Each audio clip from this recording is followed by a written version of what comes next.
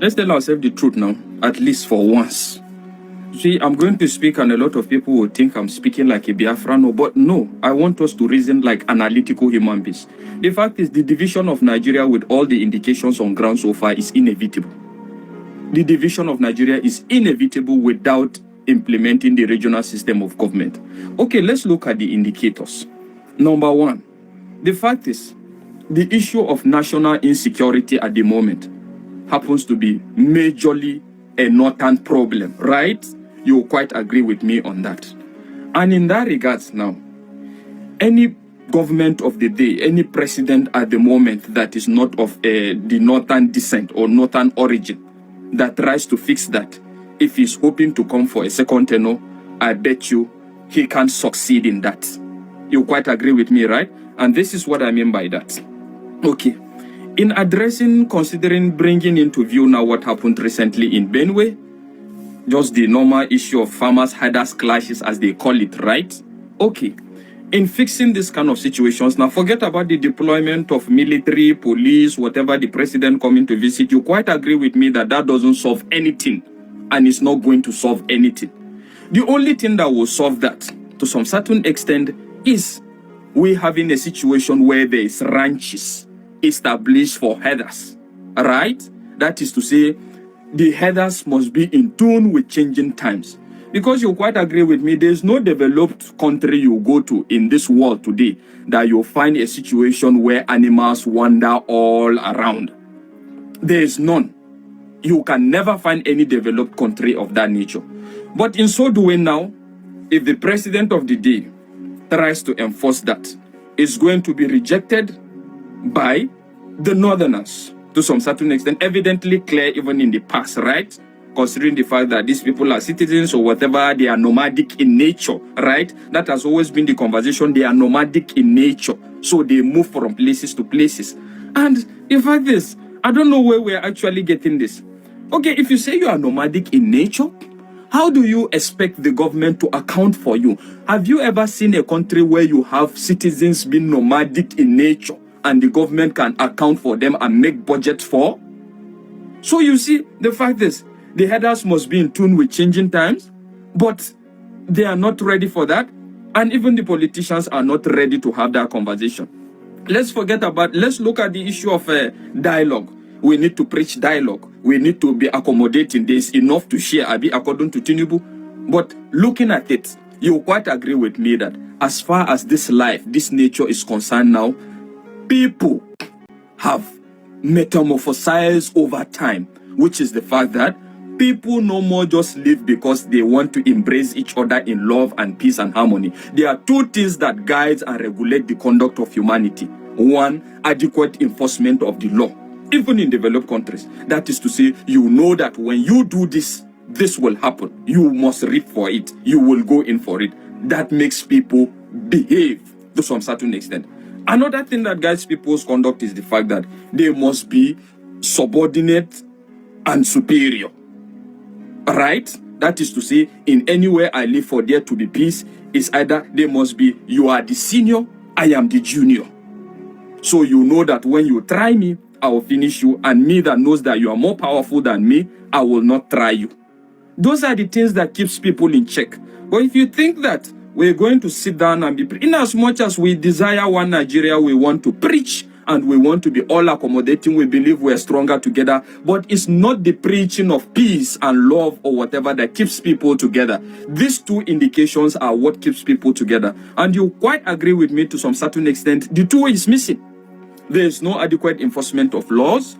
We are under-policed. Even the armed forces is overwhelmed, and a lot of other things. So what will keep people in check?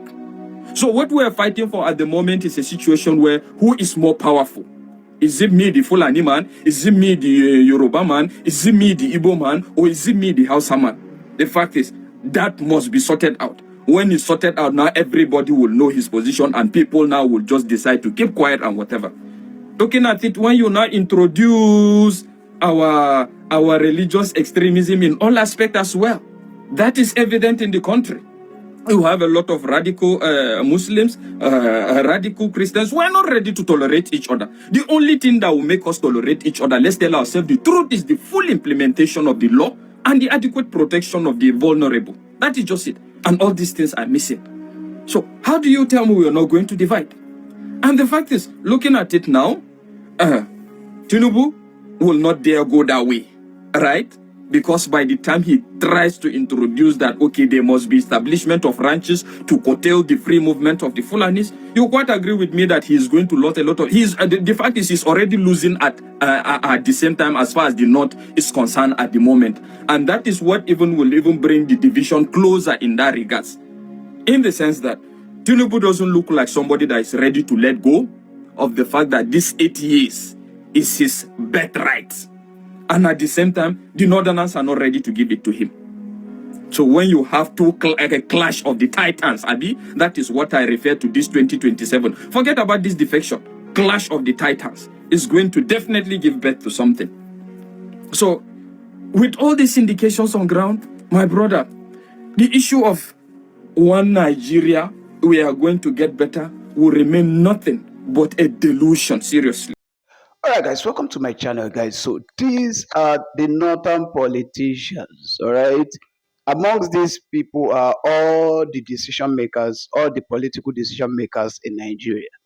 All right, here is P2B in their midst, but only God knows the reason for this meeting or what they are celebrating. But you guys to pay attention to all that is going on. But the shocking thing over there is that, I don't know why P2B likes to associate with these people so much. Probably he feels that by so doing, they are definitely going to support him. But he has forgotten that Atiku also is in that same meeting, and this is where he actually have some issues because there is no way Hausas will leave to vote for Hausa man for presidency, and we go to vote for an Igbo man. You know that will never be possible with this our generation. So I like you guys to pay attention and listen to all the details that comes out from this update, and we'll be right back. Again, there will be always be legal ground to contesting that Wike giving lands to his son or his children is something that should not be celebrated. So I'll go ahead and read the story. Wike intensifies mindless looting of Abuja lands, allocate 2,082 hectares worth $3.6 billion to his son Joaquin in Maitama, Sokoro, and others. Last Christmas, some Wike challenged Nigerians who accused him of stealing lands from everyday citizens for himself and cronies under the purported policy against dormant allocation to come forward with evidence. Now it appeared the Abuja minister knew his accusers were onto something but brushed aside those allegations because he had no expectations of being exposed or ever facing the consequences of his brazen corruption. People's Gazette is still pouring into a cornucopia of Abuja land allocations signed by Mr. Wike since he assumed office in August 2023. Still, our early review has demonstrated how the minister prioritized allotment to his immediate families, spurring federal regulations against abusing public office for personal enrichment. I said that earlier. While the legislation controlling land administration did not appear to contain sections that specifically ban a minister in charge of the federal capital from granting a piece of land to a family member, the transactions Mr. Wike approved for his sons were far-reaching and systemic enough to constitute illicit self-dealing, according to two officials in the minister's office. Because the Gazette found that Mr. Wike did not pay ground rent, title registration, and survey fees for the asset, his action also contravenes the Code of Conduct of Public Officers as enumerated in the Nigerian Constitution's 5th schedule. Joaquin Wike, the minister's last of two sons, has received at least 2,000 hectares or about 40,000 plots in Maitama, Sokoro, Guzape, and other parts of Abuja, the Gazette found from documents and officials. Officials estimated that the hectares Mr. Wike has issued to his son, along with certificate of occupancy, are worth at least $3.6 billion. A plot in Maitama and Sokoro where Mr. Wike gave his son at least 7 hectares total was recently sold for $1.28 billion and $1.4 million. $1.28 and $1.4 million, respectively, according to documents reviewed by the Gazette. Mr. Wike's action was so brazen that when aides told him he needed to exercise caution, he dismissed their warning, saying he wanted his son to be the largest landowners in the nation's capital. When we told the minister in April that he needed to slow down on frequent allocations to his own children, he said he was just starting because his goal was to make them the largest landowners in Abuja. An aide said, discussing the minister's conduct under anonymity, "We've worked with ministers before him, but we have never seen anything even remotely comparable to this. Most of the allocations are in developing communities such as Koita, Buhari, and Ganduwa, where sources said Mr. Wike carefully selected them for the medium to long-term commercial prospects." While it was unclear when the scheme was devised, documents showed Mr. Wike started allocating the lands to Joachim days after a company named after him was registered in October 2024. The company Joak Farms and Estate Limited was registered on October 10, 2024. Barely a week later, on October 17, 2024, Mr. Wike allocated 350 hectares to the business via number 155882 and certificate of occupancy number 0000162. This is quite thorough. The company Joak Farms and Estate Limited was registered on October 10, 2024. The company listed its address as 13 Taba Seka Street, Wuse 2, with Taba misspelled on the document as Teba. The address has long been associated with Wike and his numerous fronts in the Nigerian capital, the Gazette learned. On February 25, 2025, Mr. Wike approved at least 6 certificates of occupancy for lands allocated to Joachim across the Federal Capital Territory, according to records reviewed by the Gazette. These documents were in file series 159134. While the Gazette could not obtain file 159135, officials said his allocation also went to Joak Farms. As recently as May 30th, Mr. Wike personally signed the allocation of about 2.3 hectares for his son in Gaduwa district, where development has intensified in recent years. The minister also seized land in the central area that was previously granted to the Austrian ministry in Nigeria, relocating the lucrative asset to himself. The Gazette review showed Mr. Wike allocated roughly 2,082 hectares to Joak Farms between October 2024 and May 2025. Officials stated that Mr. Wike approved more than 3,500 hectares for his son, but were unable to provide the documents before the publications.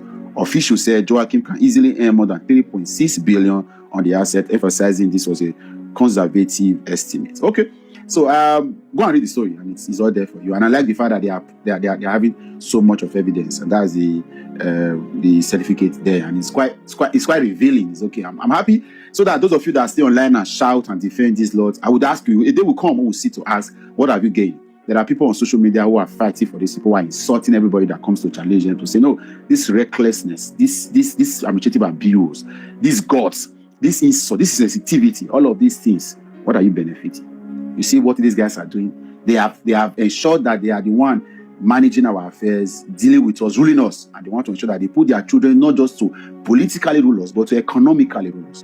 Because in this country, if the only problem we have our political system, I'm sure we would have long gotten away. But the same people that are in charge of our political system are the same people in charge of our economic system. And that's why we are not getting out. So they are working hand in hand to ensure that we are suppressed. That's why they're using the weapons of lack of education, lack of poverty, as it were, lack of money, and then using tribalism and ethnicism and religion to tame us. So everybody, so we have a political system, economic system, and religious system, all of them working together to put us on the ground. So it's okay. It's okay. God Almighty, a day will come, one day, and I'm so certain about this. I'm so certain. One day, all of these lands, the people that will inherit it will be commoners, because everybody will be taken down. You have recently given your take on what's happening on both sides, on the side of the opposition with the coalition talks, as well as the performance of the Tinubu administration and what Nigerians are making of it. What, in your view, is the best way for Nigerians to make sense of all the commentary and the narratives that have been peddled right now? Because it seems like everybody's trying to sell Nigerians something. The APC is trying to sell something to Nigerians to win the next election. The coalition is also trying to sell Nigerians something. What do you think is the best way to decipher what is actually substantial about all of the conversations so far? I think your question places the people in the center, not the government and the opposition. What should Nigerians think about what is going on? I think Nigerians should be very wary. We've come through some very, very difficult 2 years under the Tinubu administration. Much more difficult than we thought. I'm sure even the president himself must know just how tough it has been. Last week I watched him when he was in Mokodi, and he said to the governor, "They hate me too, like hell." which is a good thing. I think the president knows that he's not particularly popular with a lot of Nigerians. I don't know who is the they he was referring to, but I'll be generous enough to think that I think he's referring to all Nigerians. So it's been tough. It will almost certainly get tougher for Nigerians. And this is the time to be very, very cautious about making choices. The administration has close to 2 years to go. We shouldn't even be talking about politics and the next elections. We should be focusing, for the administration, we should be focusing on managing policies that haven't exactly worked out the way you wanted. We should be looking at remedial measures. We should be talking about what to do about insecurity, because clearly, something is fundamentally wrong. We're spending a huge amount of money on security, and we're losing too much blood. It's not just the traditional threats to our security. New issues are coming up. New communities are coming under the threats of security. We need to do something about the poverty levels. More and more people are becoming poorer. Something is wrong, either with the policy or with its management. Something is wrong. And finally, suddenly you see this stampede. I genuinely think that the APC was stampeded into action when it starts campaigning and endorsing the president, endorsing governors, endorsing legislators. You have no business. You still have 2 years of real work to do. Why are you endorsing yourself? Who are you impressing? When you meet in Sokoto and you say, the president has done so well, we all endorse him. Then you go to Gombe and you cause bigger problem. You say to all Nigerians, the president has done fantastic. We endorse him, we endorse the governors, we endorse everybody. And then you end up with a fiasco in your hand. Nigerians we are very resilient people, but to be honest, life is tough. Don't let us make a mistake in 2027. Whatever it is that induces us, whether it's our poverty, whether it's faith that was substantially influential in 2023, whether it is regionalism, whether it is a northerner or a northerner, let's put aside those issues. Focus on looking for credible leaders, as credible as possible. Not where they come from, not what God they worship, and not simply because they give you macaroni and for 2,000 naira. We must avoid this. Politicians will think we are for sale. At every election they call us. That's what democracy means to them. Nigerians are just voters. Our democracy is not for the people, it's for them. So just don't worry about them. Every 4 years they will come and we will find a way.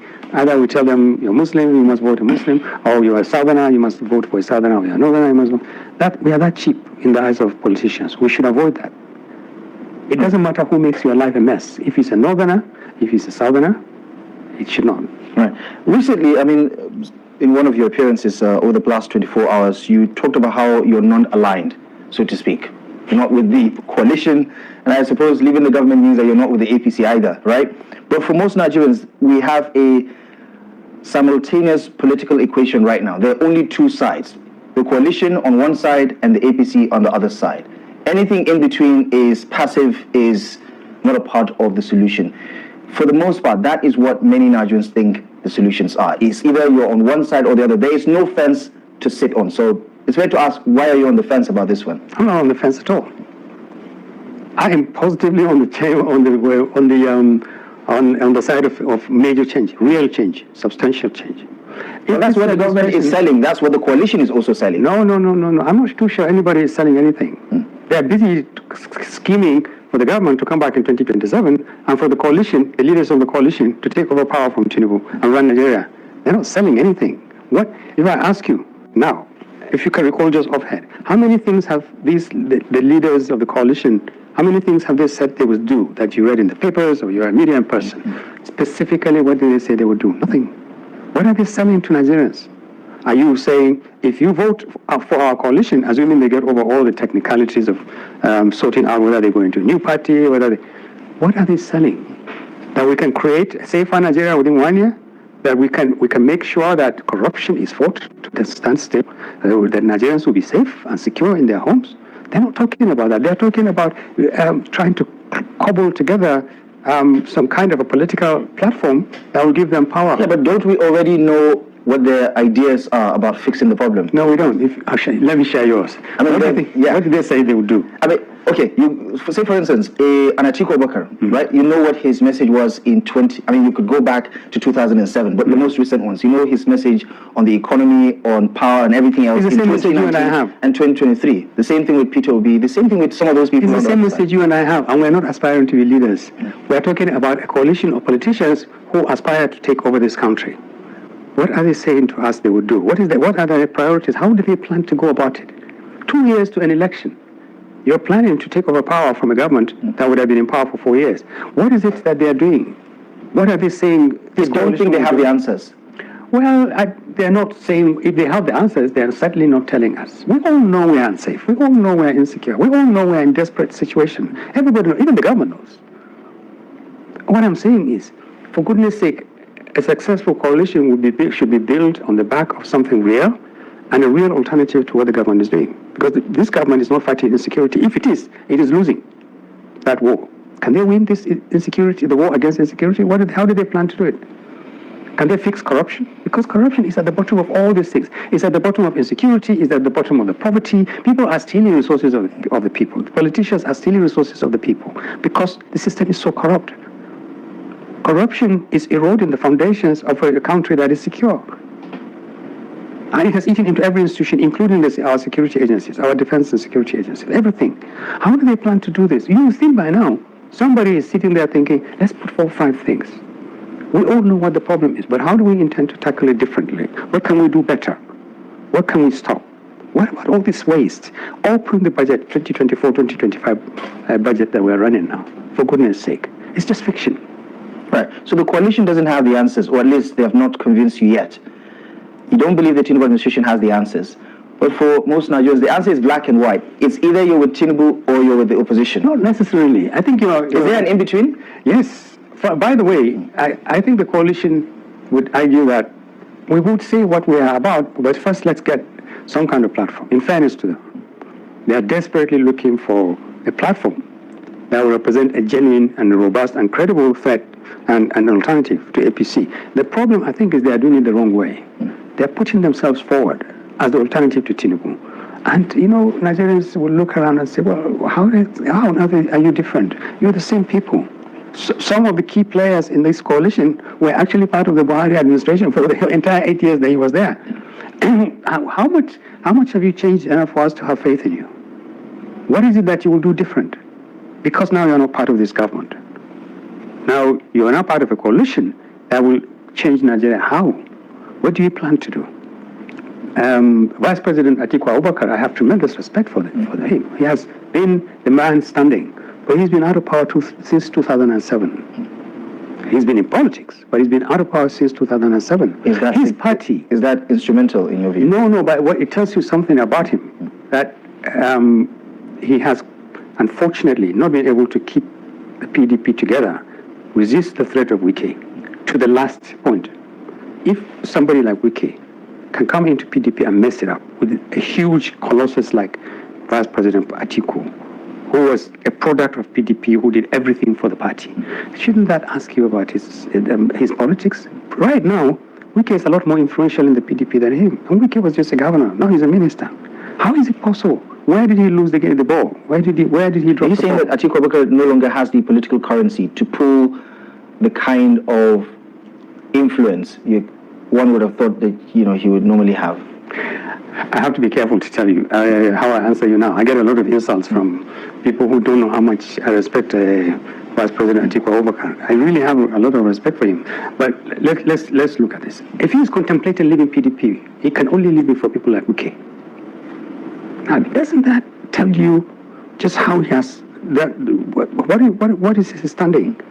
He was the backbone and the strong point of PDP. I was a federal permanent secretary when he and Obasanjo became president.